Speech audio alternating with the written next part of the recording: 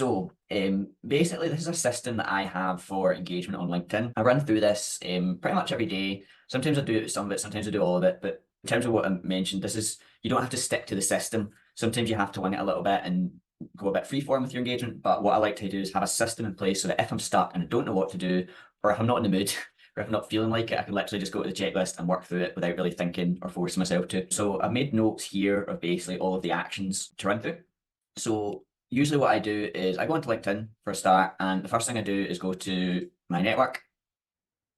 And I will basically go through, and first of all, you can see I've got invitations to accept. So first of all, check whether they're a good fit. He's a freelancer, same with him, he works a freelancer. So both of these are good fits. The other thing that I look out for is, do they have a good profile picture, and are they active on LinkedIn? And do they have more than like 500 connections or followers? If that's the case, I'll usually accept them. And I also, every time I connect, I also send them a personal message and I say, this is usually the same line that I use for everyone. Hey, how's freelance life treating you? And I'll send that to pretty much everyone because it asks them basically how they're doing. And what I find is it's a good shortcut to get to their pain points and their problems quickly. Whenever I'm DMing people on LinkedIn, I'm usually trying to maneuver them into a sales conversation. Probably not that good of a fit actually, because he's probably a recruiter. I'm going to actually ignore that one. So anyone else accepting my invitations, you'll see these two here. Again, what I'm going to do is I'm going to go to messages. So he's a founder, so and just say founder life treating you.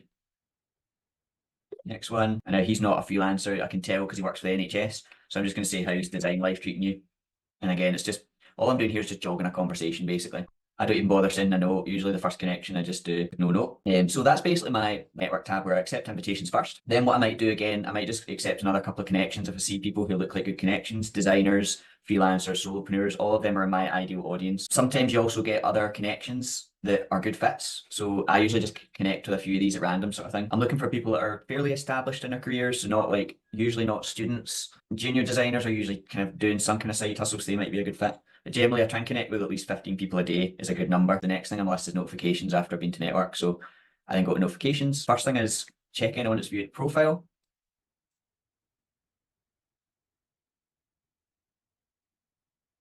Again, if someone's connected recently, I might send them a message. Again, looking for anyone that I can connect with that I'm not already. So that's probably a good fit. Basically, what I'm going to do is go through my comments.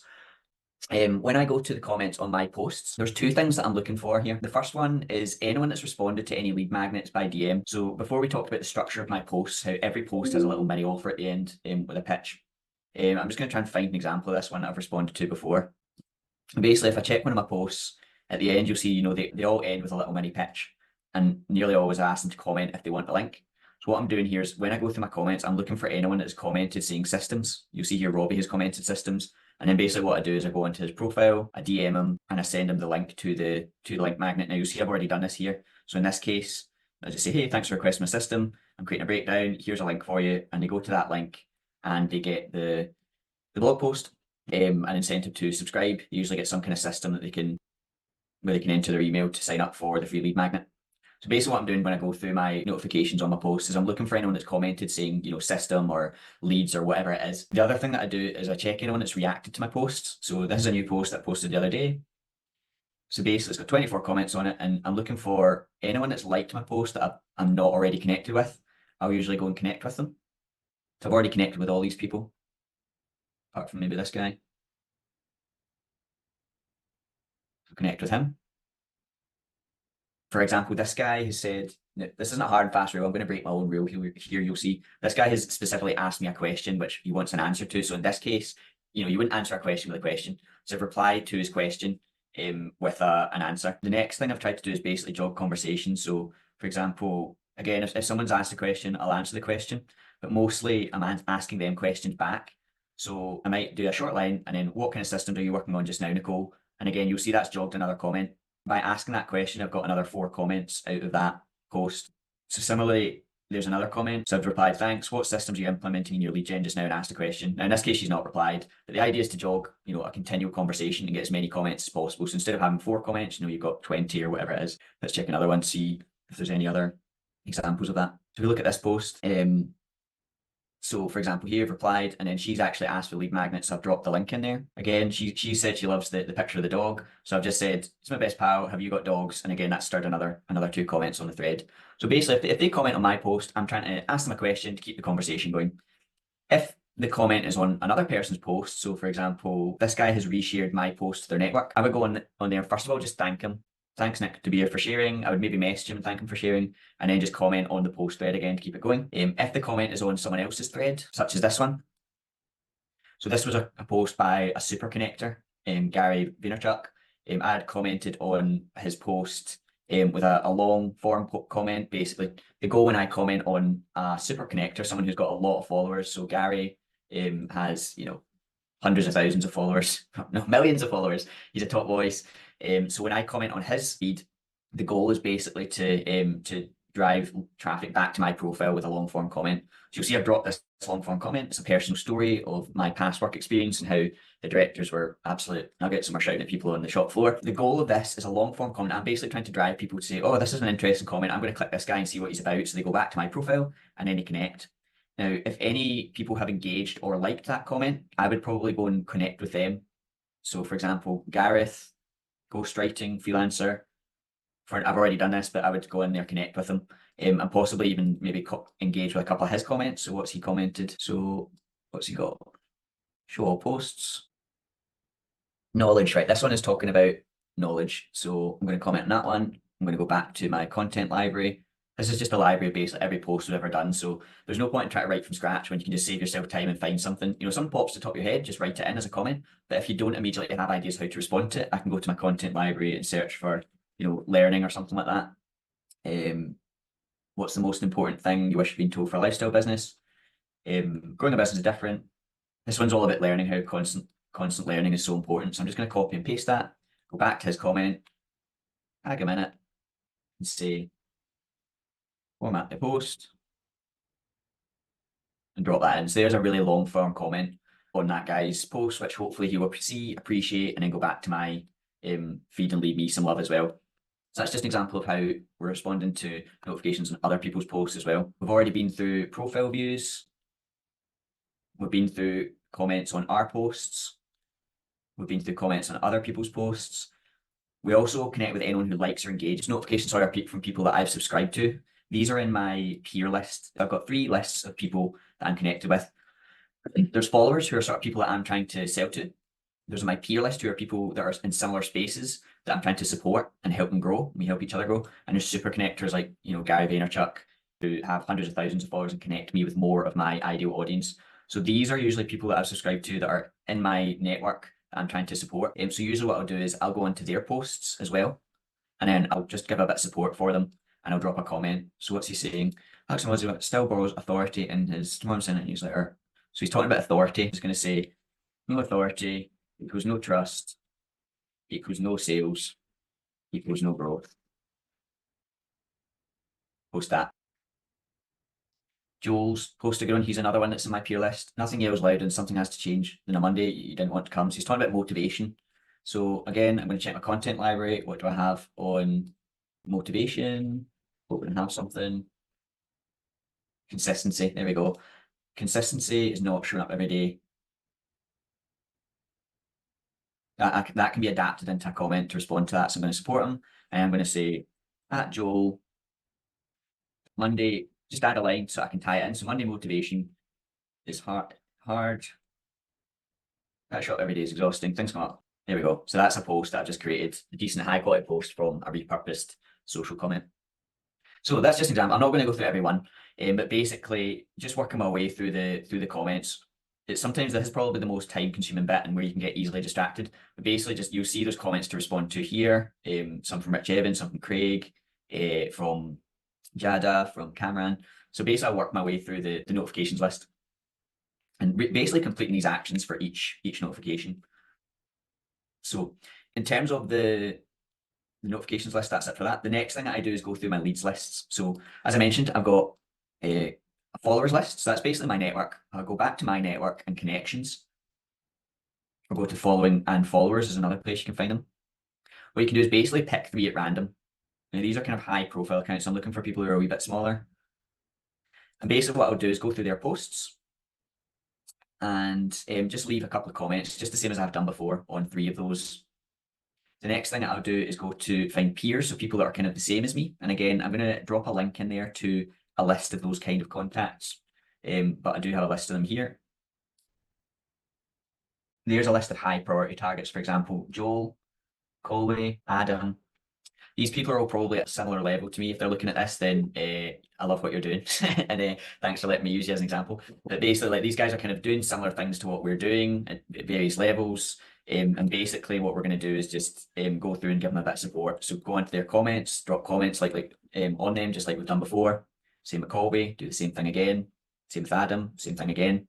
And that really covers that for the peer list. Super connectors are people like Jamie Brindle would be an example of that. So we would go into his profile. He's got like exactly the same ideal customers as us, so I would drop a couple of comments on his as well.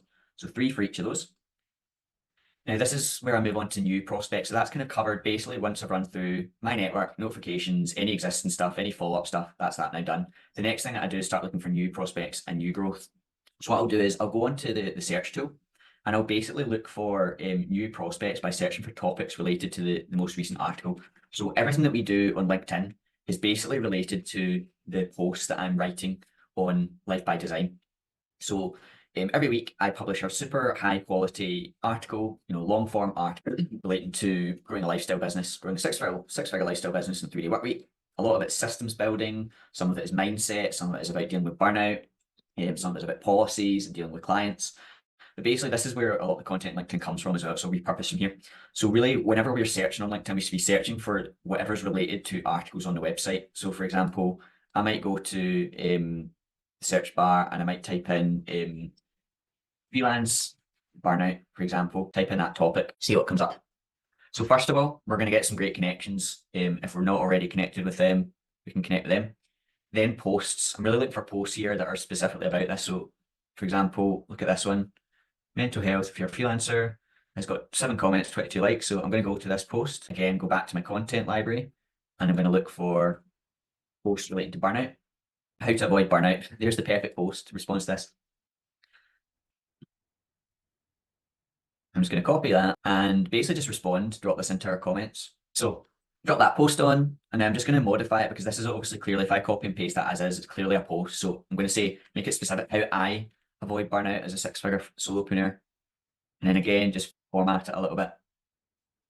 There we go, just drop it in. So what other posts have we got? Stress factors relating to burnout. Again, to be honest, I can just use the same comment. So I'm actually just going to go back and copy that and just drop it into the next one as well. It obviously change the name. So you can see the process for that. Just doing that a couple of times. Growing a business by yourself is difficult. Learning. So that's really about learning and growth. So that post is just fine for that. Looking for new prospects by dropping in keywords related to solopreneur, freelance. For example, it could be freelance problems or something like that. And just working through a couple of topics like that, maybe like 3 topics a day, just working through, dropping comments in, and then commenting using the social library. Again, I could probably just use that same growth comment.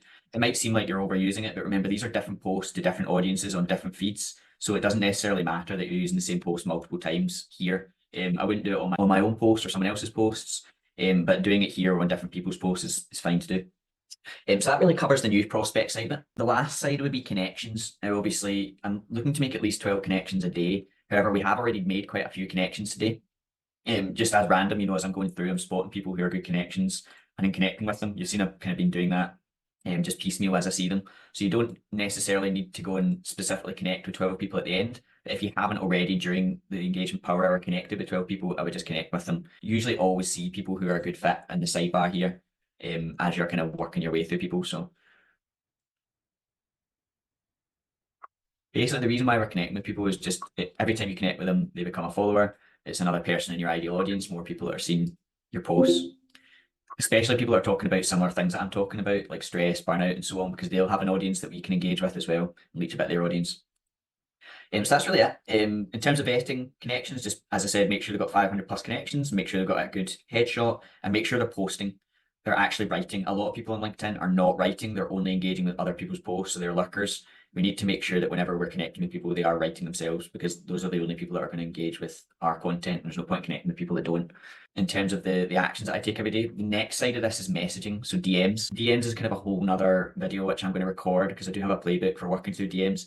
But basically the purpose of DMs is anyone new that I've connected with, we're going to basically ask them a question, a conversation. Sometimes you get this, all good, like that's not a conversation, that's a sentence.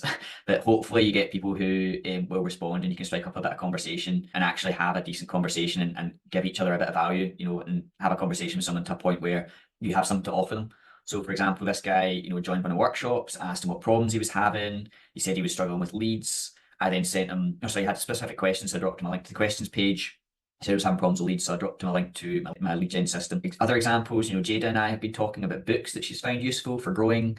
We've shared our reading list. Similarly, other people, Lauren, was having problems with payments, so I dropped her a link to my workshop. She was also having problems with consistency, so I dropped her a link to my lead magnet for the weekly schedule, so that she can learn how to plan her life and to design a schedule that keeps her on track, consistent, and also grab my templates for six-figure solopreneur schedule.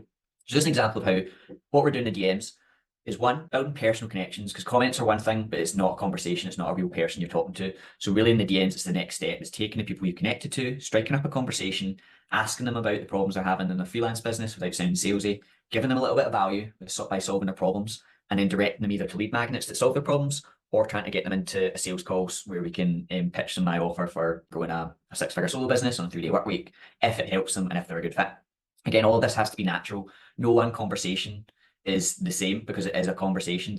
You can write templates and scripts all you want, but they all go out the window the moment someone responds, because every response is different and it leads on to the next stage of the conversation. And so really, we have to be able to talk to people in a way that we're A, having a conversation, but B, we're steering the conversation towards the direction that we want, which is usually some kind of sales conversation. So I will be doing another video about that, and probably next week I'll record a video with my DM playbook in terms of the conversations that I have. And there's a bit of a script in there that we can use just to, if we're stuck, you can use the script and customize it. It does need customized almost every time to whatever the person has said, but generally if you work through the script, it works quite well.